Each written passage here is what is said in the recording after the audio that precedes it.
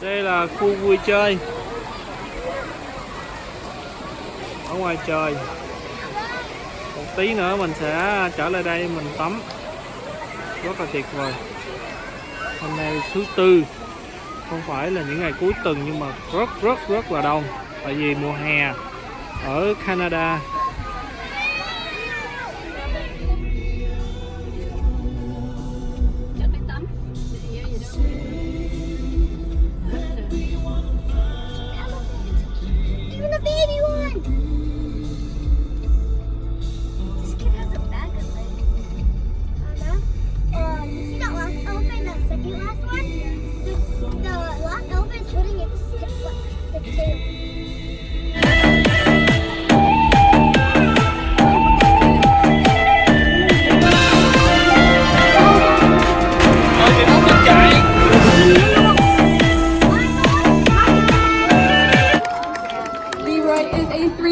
Crossbreed between Australian Cattle Dog and Border Collie, and he's probably got a couple of breeds mixed in there as well. And he's just 1 out of 4 dogs that we have here at the safari. Leroy's favorite activities include agility and playing catch, and he also loves snuggling up in the hay next to our elephants at nighttime. Next up we have Zola. Zola is only 11 months old, and this makes her the newest addition to our pack. And Zola is a purebred Australian cattle dog. Her favorite activities include agility and getting as dirty as physically possible. Now there are 2 kinds of Australian cattle dogs, the blue heeler and the red heeler. The blue heeler has more of a bluish gray coat like Zola's, while the red heeler has more of a reddish brown like Leroy's. Their coats are very unique as they are rain resistant, so they're double coated with a short straight outer coat and a much softer undercoat. You might have noticed the dark patches around Zola's eyes. This is typically referred to as a face mask. Australian cattle dogs will live to be around 13 to 15 years old, and they're considered a medium-sized dog weighing between 30 and 50 pounds. Australian cattle dogs were originally bred by 19th century Australian settlers that needed a tough, silent herding dog to drive their cattle long distances across large ranches and rugged terrain. So they bred the Blue Merle Collie with the native Australian dingo. That's right, both Leroy and Zola have dingo in them. This breed was a huge success, and it helped to expand the Australian beef cattle industry. You may have noticed how agile our dogs were as they are entering the show area today. They were taking part in a canine sport known as agility. Australian cattle dogs are true working dogs that require lots of vigorous exercise, so agility helps them to blow some steam. They also like to join our elephants on daily excursions through their 200-acre wooded area, as well as to cool off during the summer at their twice-daily elephant swim. Well, that is all for our canine friends today, but we can't let them leave without a proper goodbye. So let's give it up one more time for Leroy.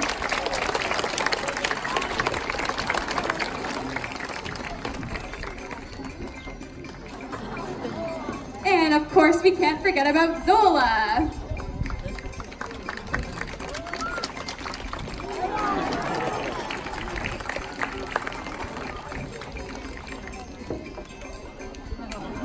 Awesome. Now our next guest will be joining us any moment now. There are 2 kinds of camels in the world, the Bactrian camel and the dromedary. We can tell that Dewey here is a Bactrian camel because he has 2 humps, whereas the dromedary only has a single hump. Now I have a question for all of you. Does anybody know what a camel stores in its humps? I'm hearing water. So one of the biggest myths when it comes to camels is that their humps contain water, but this is actually false. A camel's humps are composed of fat, and this comes in extremely useful in the wild when they're traveling long distances under harsh weather conditions with sparse vegetation, which is what their diet consists of as they are herbivores. Of the 2 types of camels, the Bactrians are by far the rarest. They are in fact critically endangered, with an estimated 500 or less remaining in the wild, in areas such as Mongolia, the Gobi Desert, and central China. Here at the African Lion Safari, we do have a very successful breeding program, and we currently have 11 Bactrian camels. Now, as Dewey has been strutting around out front here, you might have caught a glimpse of his feet, and if so, you might have noticed they're pretty interesting looking. A camel has 2 toes on each foot. However, the bottom of the foot is placed on an undivided sole, allowing it to spread widely as they walk. This is an adaptation to walking on sand. And since they do encounter lots of sand in the wild, they have another adaptation, which is a third eyelid. And this will act as a windshield to dust and to sand. Not that Dewey really needs that much around here, of course. I mentioned earlier that Dewey is around 3 years old, so he could potentially still have some growing left to do, as camels will live to be around 40 years old. They'll stand up to 7 feet tall, and they'll weigh anywhere from 700 to 2,200 pounds once fully grown. Dewey, being a male, will likely reach that 2,000-pound mark, as the males are larger than females. Yeah, you're right. Let's welcome in one of the 16 Asian elephants that we have here at the safari.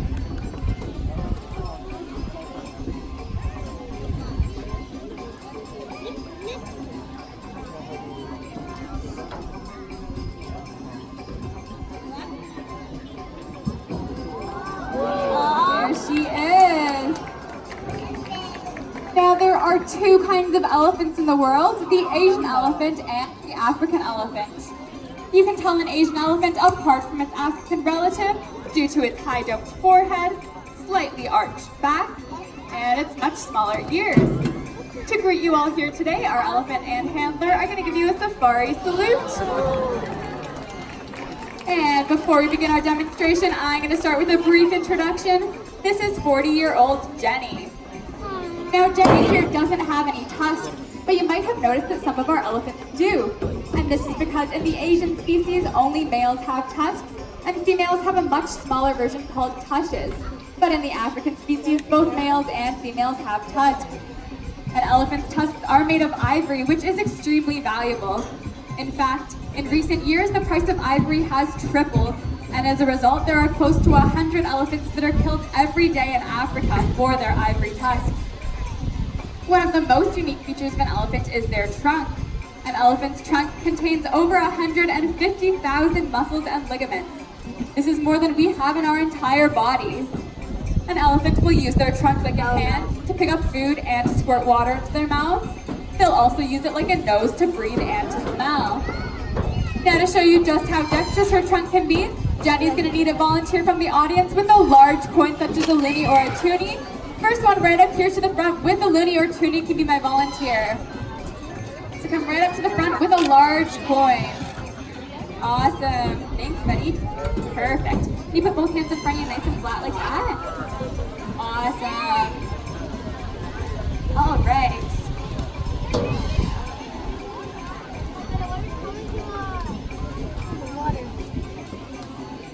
There you go.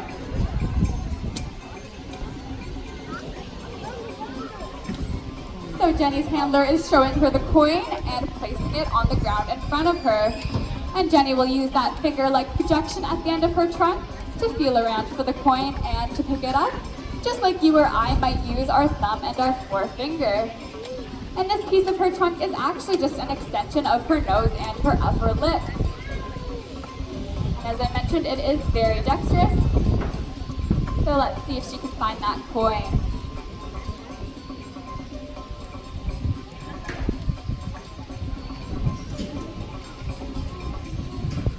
Looking for it.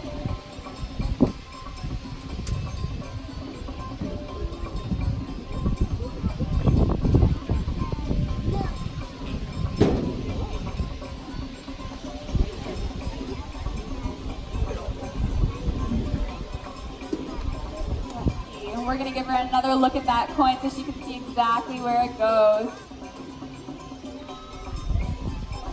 All right, showing her that coin. Let's see if she gets it. Oh, so close.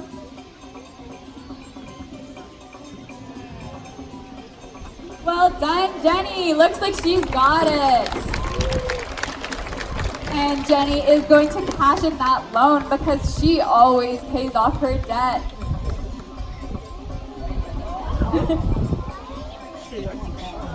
Good job, buddy. And you might want to wash that coin off because it has just enough an elephant's nose. Along with being very dexterous, an elephant's trunk is also very strong. and they'll use it in the wild to uproot small trees and shrubs. So to show you how strong it can be, Jenny is lifting up Brittany. Just like that. Excellent.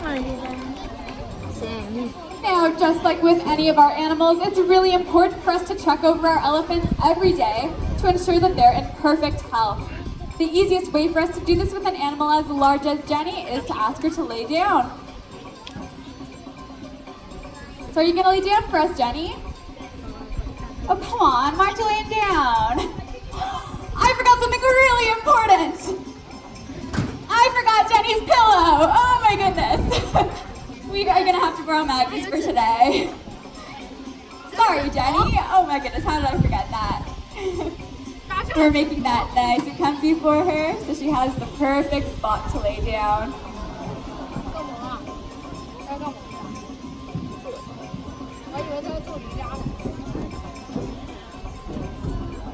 And down she goes. Well, now that Jenny is laying down, this is going to give her handler an excellent opportunity to check over her enormous surface area. She's going to start at Jenny's feet, which are composed of a 1-inch thick callus pad, to see if there are any stones or thorns embedded in them, and to see if any filing of the toenails needs to be done. After this, she'll move on to her eyes, ears, mouth, and skin. And of course, a sign of a healthy animal is a nice, clear eye. Well, how did Jenny do? Did she pass her inspection? Perfect. All right, Jenny, you're all done. Time to get up. Uh-oh. Looks to me like we got a sleepy elephant over here. I knew that pillow was a bad idea. No, she's right out. What do you think we should do? I think you're right. We're gonna need your help. I want everyone to say as loud as you can on the count of 3. Get up, Jenny. Ready? 1, 2, 3. Oh, not loud enough. Not even close. I want you to be yelling as loud as you can. Let's try that one more time. Ready? 1, 2, 3. Well, that certainly did the trick. Great job, everybody. That definitely woke her up. Perfect. And Jenny here is a very nice and very tidy elephant. She's helping us put away that pillow. Thank you, Jenny. And now that Jenny is standing up once again, you can see she's really tall. A full-grown Asian elephant can actually reach 9.5 feet at the shoulder. So there aren't very many obvious means of getting on and off. And here at the safari, we've had to invent our own ways. The first way that Jenny and Brittany will show you is a front leg mount, where Brittany holds onto Jenny's ear and places her foot on her front leg. And Jenny lifts her up just like that.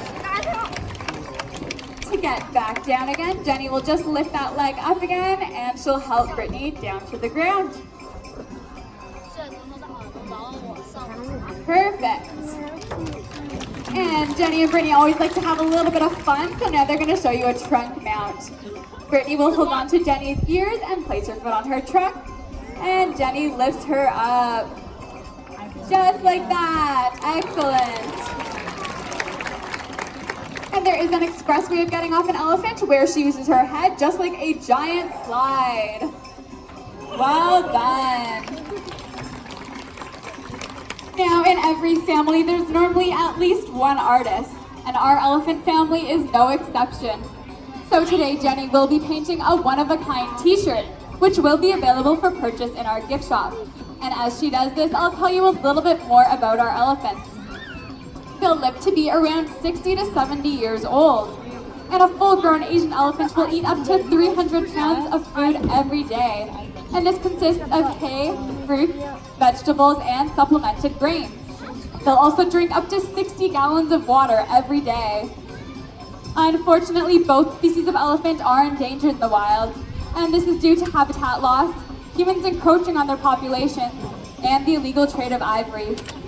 Here at the African Lion Safari, we are extremely committed to the conservation of both Asian and African elephants on safari and in the wild. We're a founding member of the International Elephant Foundation, which provides funds for conservation efforts worldwide. We're also home to the #1 breeding program in North America, and we have had 21 elephants born here since 1991. This is pretty impressive considering that an elephant's gestation period is almost 2 full years. As you can see, our elephants are very smart. They do have the largest brain of any land mammal, weighing between 4 and 6 kilograms, which is why it's so important to keep them physically and mentally stimulated with enrichment activities throughout the day.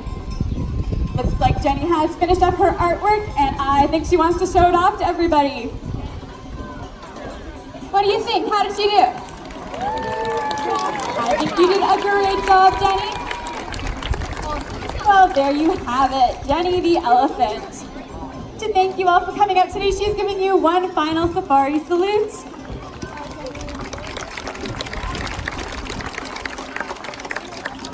And a bow for a job well done. And Jenny's done such an excellent job here today. I think she deserves a treat. What do you guys think?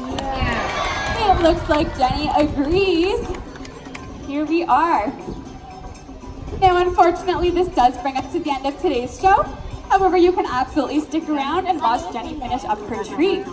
We also strongly encourage you to check out our elephant lookout, which is just down the path on your left-hand side.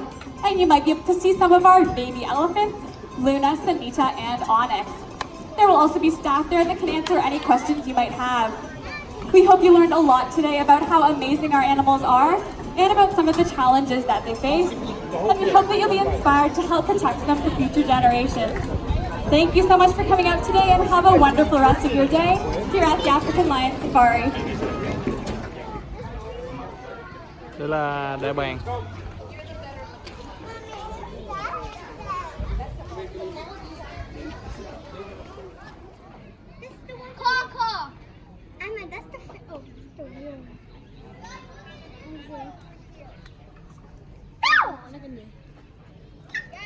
Con mình chết rồi.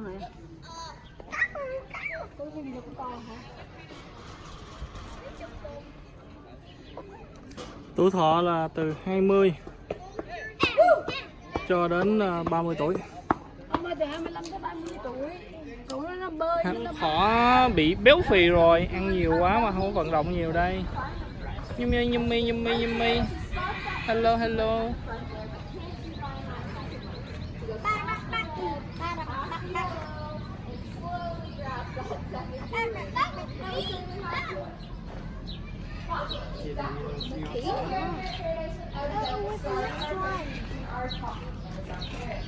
Up next, we have a dog here. He is the yellow cartoon unicorn, and he's quite a little talker. So let's see who has to say you all today. Hopefully everybody's enjoying the visit on safari so far. Now, wasabi here is a male yellow fronted Amazon. However, you can't tell just by looking at them, and that's because the males and females of most bird species look identical. They will take a small drop of DNA away from that. They will know whether we're looking at a male or female. When it came to wasabi's results, we were surprised at all that it was a male. It's always flirting with her Amazon. That's right, Jones said two little whistles to get her attention. Once she's up nice and close, though, also likes to go.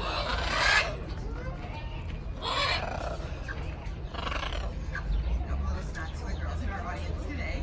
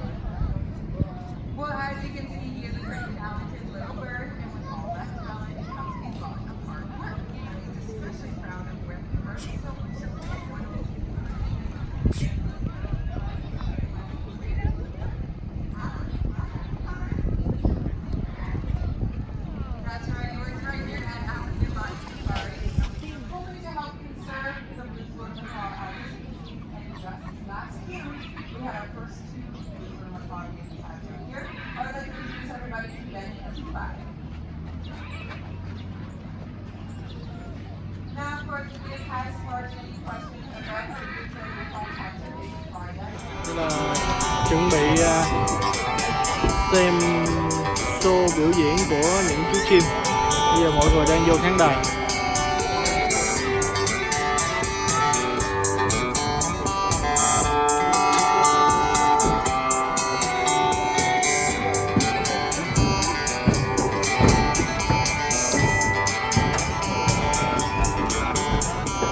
Mình đã thấy các nhân viên đã cho những chú chim ra bên ngoài.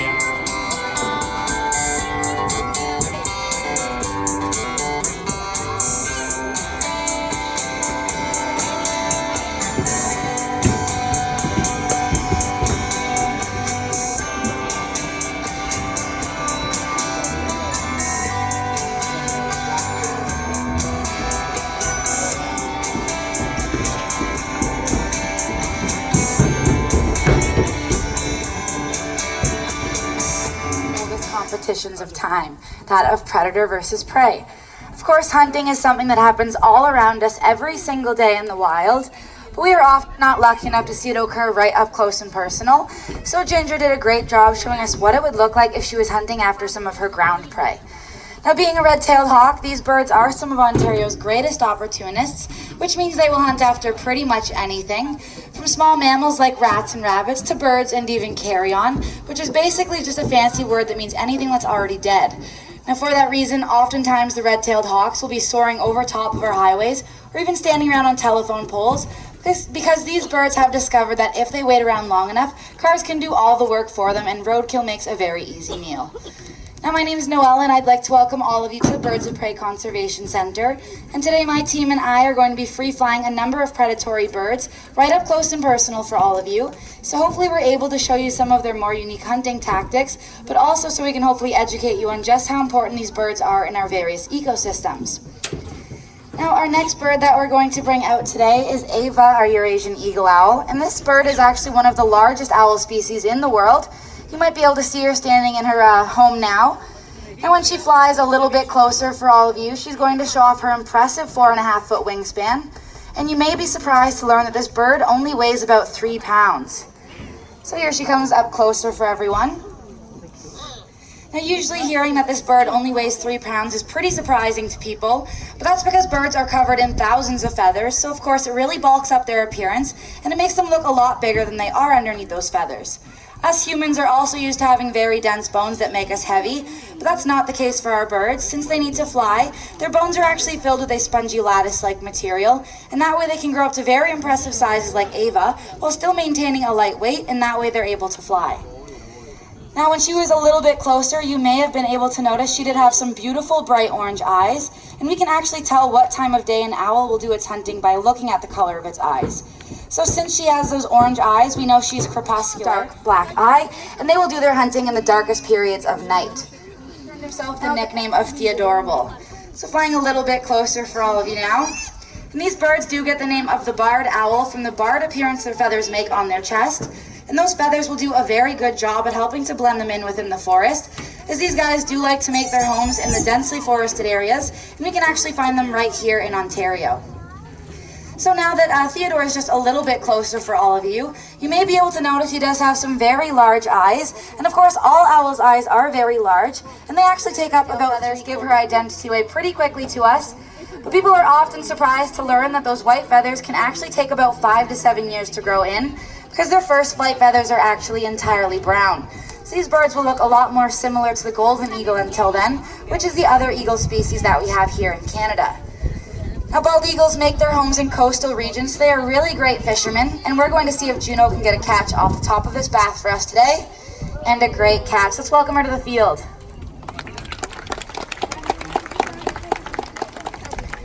The reason Juno is able to grab that lure off the top of the water so effortlessly is because these birds have special projections on the bottom of their feet called spicules, and those give them a sandpaper-like texture. So they're able to grab right onto those slippery and slimy fish in the water without sliding right off. And And actually, if they do come across a fish which is even bigger than themselves, which for a female bald eagle could be larger than 10 pounds, they also will not give up on the hunt, and they will use their big, broad wings to row themselves to shore like a boat. Of course, it really isn't too majestic, but it gets the job done, and all they care about is that tasty fish treat they can get at the end.